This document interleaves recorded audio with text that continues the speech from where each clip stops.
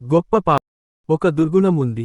ప్రపంచంలో ఏ మనిషి దాని నుండి స్వేచ్ఛగా లేడు, కాని ప్రపంచంలోని ప్రతి ఒక్కరూ దానిని వేరొకరిలో చూసినప్పుడు అసహ్యించుకుంటారు.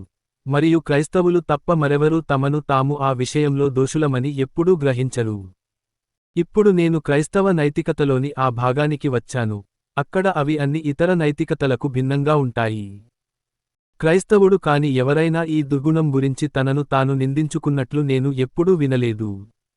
అదే సమయంలో ఈ దుర్గుణం గల ఇతరుల పట్ల కనీస దయ చూపిన క్రైస్తవుడు కాని ఇతర వ్యక్తులను నేను చాలా అరుదుగా కలిశాను. ప్రజలు తాము చెడు స్వభావం కలిగి ఉన్నారని, లేదా అమ్మాయిలు లేదా తాగుడు నుండి తప్పించుకోలేకపోతున్నారని, లేదా వారు పిరికివాళ్లని కూడా నేను విన్నాను. అయితే ఇది తప్ప మనిషి తనకు తెలియకుండా తాను చేసే మరే ఇతర పాపం లేదు. అలాగే దీనికన్నా ఒక వ్యక్తిని మరింత అసహ్యమైన వాడిగా చేసే మరే తప్పు లేదు. మరియు మనలో దీనికన్నా స్పృహలో లేకుండా చేసే తప్పు లేదు. మరియు మనం దానిని ఎంత ఎక్కువగా కలిగి ఉంటే, ఇతరులలో మనం దానిని అంతగా ఇష్టపడము. నేను మాట్లాడుతున్న ఈ దుర్గుణం గర్వం. మరియు క్రైస్తవ నైతికతలో దానికి వ్యతిరేకమైన ధర్మాన్ని వినయం అంటారు. నేను లైంగిక నైతికత గురించి మాట్లాడుతున్నప్పుడు, క్రైస్తవ నైతికత యొక్క ముఖ్యమైన పాపం అది కాదని నేను మిమ్మల్ని హెచ్చరించానని మీకు గుర్తుండవచ్చు. సరే, ఇప్పుడు మనం ప్రాముఖ్యమైన పాపం దగ్గరికి వచ్చాము. క్రైస్తవ గురువుల ప్రకారం ముఖ్యమైన దుర్గుణం, అత్యంత చెడ్డ లక్షణం గర్వం. కేవలం క్రైస్తవ మతంలో మాత్రమే గర్వంతో పోల్చినప్పుడు విచ్చలవిడితనం, కోపం, దురాశ, తాగుడు అనేవి స్వల్పమైనవిగా కనిపిస్తాయి. అహంకారం ద్వారానే అపవాది సాతాను దెయ్యంగా మారింది. అహంకారం ప్రతి ఇతర దుర్గుణానికి దారితీస్తుంది. ఇది మీకు అతిశయోక్తిగా అనిపిస్తుందా? అలా అయితే ఆలోచించండి. ఒక వ్యక్తికి అహంకారం ఎంత ఎక్కువగా ఉంటే, ఇతరులలో అహంకారాన్ని అంత ఎక్కువగా ఇష్టపడరని నేను ఒక క్షణం క్రితం చెప్పాను. నిజానికి, మీరు ఎంత గర్వంగా ఉన్నారో తెలుసుకోవాలంటే, సులభమైన మార్గం మిమ్మల్ని మీరు ఇలా ప్రశ్నించుకోవడం: ఇతరులు నన్ను తిట్టినప్పుడు, లేదా నన్ను గుర్తించటానికి నిరాకరించినప్పుడు, లేదా వారు అనవసర సలహాలు ఇచ్చినప్పుడు, లేదా జోక్యం చేసుకొన్నప్పుడు, లేదా నాకు సాయం చేసినట్లు డంబం ప్రదర్శించినప్పుడు నాకు ఎంత నచ్చదు? విషయానికి ఏమిటంటే, ప్రతి వ్యక్తి గర్వం ప్రతి ఇతర వ్యక్తుల గర్వంతో పోటీ పడుతోంది. పార్టీలో నేను ప్రధాన ఆకర్షణగా ఉండాలని కోరుకున్నప్పుడు మరొకరు నాకన్నా ఆకర్షణగా ఉండటం నాకు చాలా చిరాకు తెప్పిస్తుంది. ఒకే విధమైన ధృవాలు ఎప్పుడూ ఆకర్షించుకోవు. ఇప్పుడు మీరు స్పష్టంగా తెలుసుకోవాలసినది ఏమిటంటే, గర్వం తప్పనిసరిగా పోటీతత్వం కలిగి ఉంటుంది.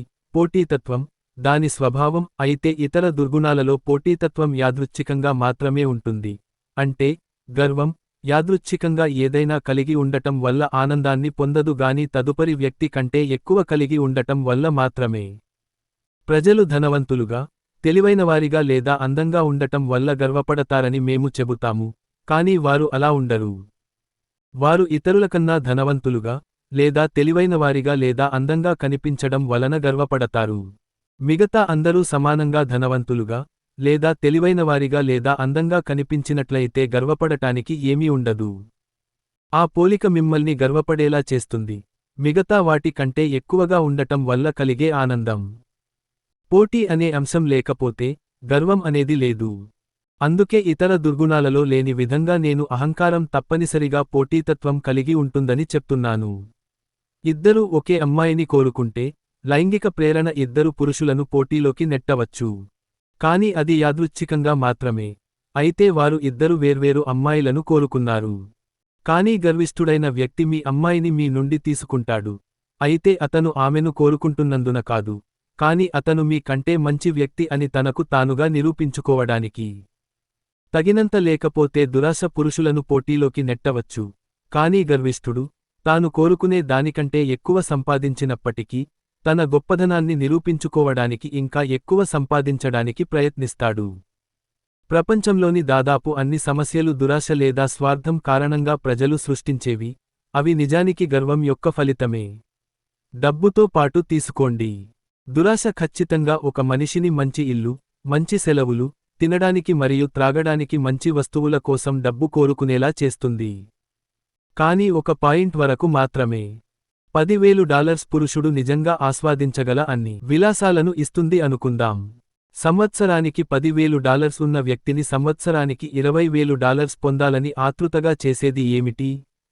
అది ఎక్కువ ఆనందం పొందాలన్న దురాశ కాదు. అది గర్వం, ఇతర ధనవంతుడి కంటే ధనవంతుడిగా ఉండాలనే కోరిక, మరియు ఇంకా ఎక్కువ అధికారం కోసం కోరిక. ఎందుకంటే, గర్వం నిజంగా ఆస్వాదించేది అధికారం, ఇతరులను బొమ్మ సైనికులలాగా కదిలించగలగడం కంటే, మనిషిని ఇతరుల కంటే ఉన్నతంగా భావించేలా చేసేది ఏదీ లేదు. ఒక అందమైన అమ్మాయి తాను ఎక్కడికి వెళ్ళినా అభిమానులను సేకరించడం ద్వారా ఇబ్బందులు వ్యాప్తి చేస్తుంది. ఖచ్చితంగా అది ఆమె లైంగిక స్వభావం కాదు, ఆ రకమైన అమ్మాయి చాలా తరచుగా లైంగికంగా చల్లగా ఉంటుంది. అది గర్వం. ఒక రాజకీయ నాయకుడిని లేదా మొత్తం దేశాన్ని మరింతగా డిమాండ్ చేస్తూ ఉండటానికి కారణం ఏమిటి? మళ్ళీ గర్వం. గర్వం దాని స్వభావంతో పోటీతత్వంతో ఉంటుంది, అందుకే అది కొనసాగుతూనే ఉంటుంది. నేను గర్వించే వ్యక్తిని అయితే, మొత్తం ప్రపంచంలో నాకంటే శక్తివంతుడు, లేదా ధనవంతుడు లేదా తెలివైన వ్యక్తి ఉన్నంత వరకు, అతను నా ప్రత్యర్థి మరియు నా శత్రువు. క్రైస్తవ మతం ప్రపంచం ప్రారంభమైనప్పటి నుండి క్రైస్తవులు చెప్పేది నిజమే, ప్రతి దేశంలో మరియు ప్రతి కుటుంబంలో దుఃఖానికి ప్రధాన కారణం గర్వమే. ఇతర దుర్గుణాలు కొన్నిసార్లు ప్రజలను ఒకచోట చేర్చవచ్చు. తాగుబోతులలో లేదా అనైతిక వ్యక్తులలో కూడా మీరు మంచి సహవాసం మరియు జోకులు వేసుకోవటం మరియు స్నేహాన్ని కనుగొనవచ్చు. కానీ గర్వం అంటే ఎల్లప్పుడూ శత్రుత్వం, అది శత్రుత్వం. మరియు మనిషికి మధ్య శత్రుత్వం మాత్రమే కాదు, దేవుని పట్ల శత్రుత్వం. దేవునిలో మీరు ప్రతి గౌరవంలో మీకంటే అపరిమితంగా ఉన్నతమైన దానిని ఎదుర్కొంటారు. అందువల్ల, ఆయనతో పోల్చి చూస్తే మీరు ఏమీ కాదని గ్రహించకపోతే, మీరు దేవుడిని అస్సలు తెలుసుకోలేరు. మీరు గర్వంగా ఉన్నంత కాలం మీరు దేవుడిని తెలుసుకోలేరు. గర్విష్ఠుడు ఎల్లప్పుడూ వస్తువులను మరియు ప్రజలను తక్కువగా చూస్తాడు, మరియు మీరు క్రిందికి చూస్తున్నంత కాలం, మీరు మీ పైన ఉన్నదాన్ని చూడలేరు. ఇది ఒక భయంకరమైన ప్రశ్నను లేవనెత్తుతుంది. చాలా స్పష్టంగా గర్వం ఉన్న వ్యక్తులు దేవుడిని నమ్ముతున్నామని మరియు తమకు తాము చాలా మతపరమైనవారని ఎలా చెప్పగలరు? అంటే వారు ఒక ఊహాత్మక దేవుడిని ఆరాధిస్తున్నారని నేను భయపడుతున్నాను. వారు ఈ ఊహాత్మక దేవుని సమక్షంలో తమను తాము ఏమీ కాదని ఒప్పుకుంటారు, కానీ సాధారణ ప్రజల కంటే తమను ఆ దేవుడు చాలా మంచిగా భావిస్తాడని, ఆమోదిస్తాడని వారు ఎల్లప్పుడూ ఊహించుకుంటారు. అంటే, వారు ఆయనకు ఒక పైసా విలువైన ఊహాత్మక వినయాన్ని చెల్లించి, దాని నుండి తమ తోటివారి పట్ల ₹1 విలువైన గర్వాన్ని పొందుతారు. క్రీస్తు అలాంటి వ్యక్తుల గురించే మాట్లాడుతున్నాడని నేను అనుకుంటున్నాను.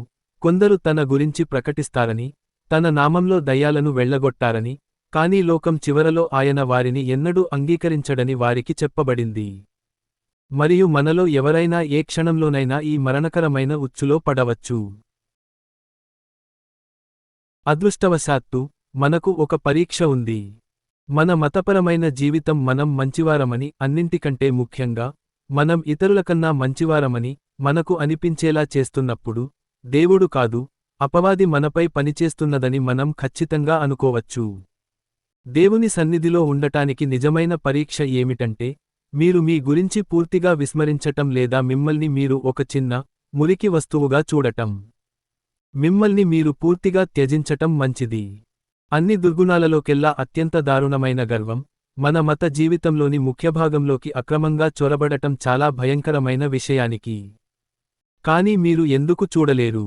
ఇతర, మరియు తక్కువ చెడు, దుర్గుణాలు మన జంతు స్వభావం ద్వారా మనపై పనిచేసే దురాత్మ నుండి వస్తాయి. కాని ఇది మన జంతు స్వభావం ద్వారా అస్సలు రాదు. ఇది నేరుగా నరకం నుండి వస్తుంది. ఇది పూర్తిగా ఆధ్యాత్మికం, తత్ఫలితంగా ఇది చాలా సూక్ష్మమైనది మరియు ప్రాణాంతకం. అదే కారణంగా, అహంకారాన్ని తరచుగా సరళమైన దుర్గుణాలను అణిచివేయడానికి ఉపయోగించవచ్చు.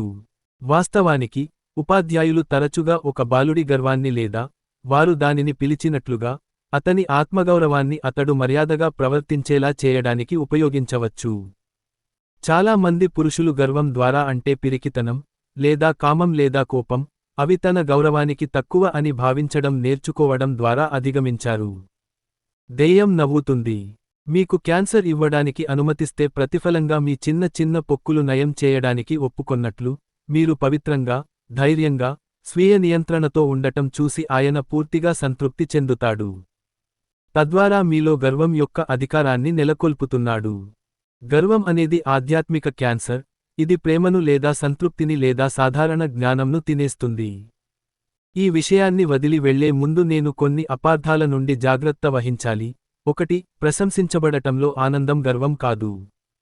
బాగా పాఠం చెప్పినందుకు వీపు తట్టబడిన బిడ్డ, తన ప్రేమికుడిచే సౌందర్యం ప్రశంసించబడిన స్త్రీ, బాగా చేశారు అని క్రీస్తు చెప్పే రక్షింపబడిన ఆత్మ, సంతోషిస్తారు మరియు అలా ఉండాలి. ఇక్కడ ఆనందం మీరు ఎవరి దానిలో కాదు, మీరు కేవలం క్రైస్తవ మతాన్ని కలిగి ఉండటంలో ఉంది. మీరు సంతోషపెట్టాలని కోరుకున్న, మరియు సరిగ్గా కోరుకున్న, వ్యక్తిని సంతోషపెట్టడంలోనే ఉంది. నేను అతన్ని సంతోషపెట్టాను, అంతా బాగానే ఉంది అనే ఆలోచన నుండి, అలా చేయడానికి నేను ఎంత మంచి వ్యక్తి అయి ఉండాలి అనే ఆలోచనకు మీరు మారినప్పుడు సమస్య ప్రారంభమవుతుంది. మీరు మిమ్మల్ని మీరు ఎంతగా గొప్పగా భావిస్తారు మరియు ఇతరుల ప్రశంసలలో మీరు ఎంత తక్కువ ఆనందిస్తారో, మీరు అంతగా అధ్వాన్నంగా మారుతున్నారు. మిమ్మల్ని మీరు గొప్పగా భావిస్తూ మరియు ఇతరుల ప్రశంసల గురించి అస్సలు పట్టించుకోనప్పుడు, మీరు అధోముఖ స్థితికి చేరుకున్నారు. అది ఉపరితలంపై ఎక్కువగా కనిపించే గర్వం యొక్క రూపం, వ్యర్థం అయినప్పటికీ, క్షమించబడగలిగే దుర్గుణం. వ్యర్థమైన వ్యక్తి ప్రశంసలు, చప్పట్లు, ప్రశంసలు చాలా ఎక్కువగా కోరుకుంటాడు మరియు ఎల్లప్పుడూ దాని కోసం ఆరాటపడతాడు. ఇది ఒక తప్పు, కానీ పిల్లవాడిలాంటిది మరియు, విచిత్రంగా, వినయపూర్వకమైన తప్పు. మీరు మీ స్వంత ప్రశంసతో ఇంకా పూర్తిగా సంతృప్తి చెందలేదని ఇది చూపిస్తుంది. ఇతరులు మిమ్మల్ని గుర్తించాలని కోరుకుంటూ, మీరు వారికి విలువ ఇస్తారు. నిజానికి, మీరు ఇప్పటికీ మానవుడే. నిజమైన అంధకార సంబంధమైన, దౌర్జన్యపూరిత గర్వం, మీరు ఇతరులను చాలా నీచంగా చూసినప్పుడు వస్తుంది. వారు మీ గురించి ఏమనుకుంటున్నారో మీరు పట్టించుకోరు. అయితే, ఇది సరైన కారణం కోసం మనం అలా చేస్తే చాలా సరైనది, మరియు తరచుగా మన కర్తవ్యం, అంటే, మనం మిగిలిన వారికంటే దేవుడు ఏమనుకుంటున్నాడో అని ఎక్కువ శ్రద్ధ వహిస్తాము కాబట్టి, ప్రజలు మన గురించి ఏమనుకుంటున్నారో పట్టించుకోకపోవడం. కానీ గర్విష్ఠుడు పట్టించుకోకపోవడానికి వేరే కారణం ఉంది. అతను ఇలా అంటాడు, ఆ జనసమూహం యొక్క చప్పట్లను నేను ఎందుకు పట్టించుకోవాలి, వారి అభిప్రాయానికి విలువ ఉందా? మరియు వారి అభిప్రాయాలు విలువైనవి అయినప్పటికీ, నేను సమగ్రమైన, పరిపక్వత చెందిన వ్యక్తిని. ఒక అమ్మాయి లాగా తన మొదటి నృత్యంలో చేసిన ప్రశంసలకు ఆనందంతో సిగ్గుపడే లాంటి వ్యక్తినా? కాదు. నేను చేసినదంతా నా స్వంత ఆదర్శాలను, లేదా నా కళాత్మక మనస్సాక్షిని, లేదా నా కుటుంబ సంప్రదాయాలను సంతృప్తి పరచడానికి చేశాను, లేదా, ఒక్క మాటలో చెప్పాలంటే, నేను అద్భుతమైన మనిషిని కాబట్టి. గుంపు ఇష్టపడితే, వారిని వదిలేయండి. అవి నాకు ఏమీ కావు. ఈ విధంగా నిజంగా పూర్తిగా, గర్వానికి విరుగుడుగా పనిచేస్తుంది. ఎందుకంటే, నేను ఒక క్షణం క్రితం చెప్పినట్లుగా, అపవాది మీతో గొప్ప పాపం చేయించటానికి, చిన్న పాపాలను విడిచిపెట్టడానికి ప్రోత్సహిస్తాడు. మనం వ్యర్థుడిగా ఉండకుండా ప్రయత్నించాలి, కానీ మన వ్యర్థతను నయం చేసుకోవడానికి మనం ఎప్పుడూ మన గర్వాన్ని పిలవకూడదు. 2. ఒక వ్యక్తి, తన కొడుకు గురించి లేదా అతని తండ్రిని బట్టి, లేదా అతని పాఠశాల బట్టి లేదా రెజిమెంట్ బట్టి, గర్వపడతాడు, అని చెబుతాము మరియు ఈ కోణంలో, గర్వం అనేది పాపమా అని అడగవచ్చు. ఇది మనం, గర్వపడేది, ఏమిటి, అనేదానిపై ఆధారపడి ఉంటుందని నేను భావిస్తున్నాను. చాలా తరచుగా, అటువంటి వాక్యాలలో, గర్వపడటం అనే పదం, హృదయపూర్వక ప్రశంస అనే అర్థంను కలిగి ఉంటుంది. అటువంటి ప్రశంస, వాస్తవానికి, పాపం కాదు. కాని, బహుశా, ప్రశ్నలో ఉన్న వ్యక్తి తన విశిష్ట తండ్రి కారణంగా లేదా అతను ఒక ప్రసిద్ధ రెజిమెంట్కు చెందినవాడు కాబట్టి తనను తాను గొప్పవాడని ప్రగల్భాలు పలికితే స్పష్టంగా తప్పు అవుతుంది. కాని అప్పుడు కూడా, తనను బట్టి తాను గర్వించడం కంటే ఇది మంచిది. బాహ్యమైన వేరే దేనినైనా ప్రేమించడం మరియు ఆరాధించడం అంటే, పూర్తిగా ఆధ్యాత్మిక విధ్వంసం నుండి ఒక అడుగు దూరంగా ఉండడమే. అయినప్పటికీ, మనం దేవుడిని ప్రేమించడం మరియు ఆరాధించడం కంటే ఎక్కువగా దేనినైనా ప్రేమించి, ఆరాధించినంత కాలం మనం బాగుండలేము. 3. గర్వం అనేది దేవుడు నిషేధించిన విషయానికి అని మనం అనుకోకూడదు ఎందుకంటే వినయం అనేది దేవుడు స్వయంగా గర్విస్తున్నట్లుగా, ఆయన దాని పట్ల అభ్యంతరపడ్డాడు. ఆయన స్వంత గౌరవం కోసం, మన నుండి విధేయత కోరుకుంటున్నాడు అని మనం అనుకోకూడదు. ఆయన తన గౌరవం గురించి ఏమాత్రం ఆందోళన చెందడు. విషయానికి ఏమిటంటే, ఆయన మీరు తనను పరిశీలనగా తెలుసుకోవాలని కోరుకుంటున్నాడు. మిమ్మల్ని తనలా మార్చాలని, మీ కోసం తనను తాను ఇవ్వాలని కోరుకుంటున్నాడు. మీరు నిజంగా ఆయనతో ఏదైనా సంబంధంలోకి వస్తే, మీరు వినయంగా ఉంటారు. మీ స్వంత గౌరవం గురించిన అన్ని తెలివితక్కువ అర్థంలేని భావాలను ఒక్కసారిగా వదిలించుకున్నందుకు ఆనందంగా వినయంగా అనంతమైన ఉపశమనం పొందుతారు. ఈ ఉపశమనాన్ని ఇవ్వటానికి ఆయన మిమ్మల్ని వినయంగా చేయడానికి ప్రయత్నిస్తున్నాడు. మనమందరం మూర్ఖులలా తిరుగుతున్నప్పుడు, మనం ధరించిన, చాలా తెలివితక్కువ, వికారమైన, గర్వం అనే ఫాన్సీ దుస్తులను తీసివేయడానికి ప్రయత్నిస్తున్నాడు.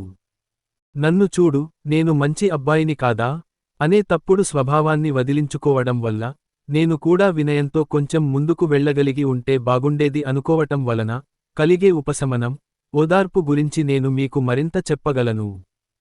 ఒక్క క్షణం కూడా దాని దగ్గరికి వెళ్లడం అంటే ఎడారిలో ఉన్న మనిషికి చల్లని నీరు తాగడం లాంటిది.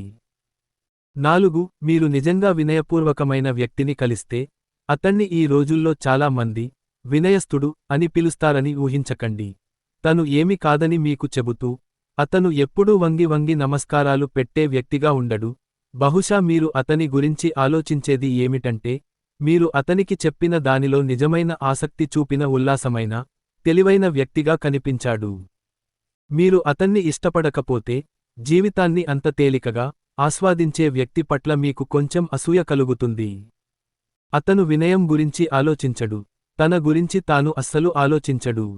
విషయము ఏమిటంటే ఎవరైనా వినయం పొందాలనుకుంటే, ఒకరు తాను గర్వంగా ఉన్నారని గ్రహించడం, అతనికి మొదటి, పెద్ద అడుగు చెప్పగలను. కనీసం, అది కూడా తాను గ్రహించలేనప్పుడు, ఏమీ చేయలేము. మీరు గర్వంగా లేరని మీరు అనుకుంటే, మీరు నిజంగా చాలా గర్వంగా ఉన్నారని అర్థం.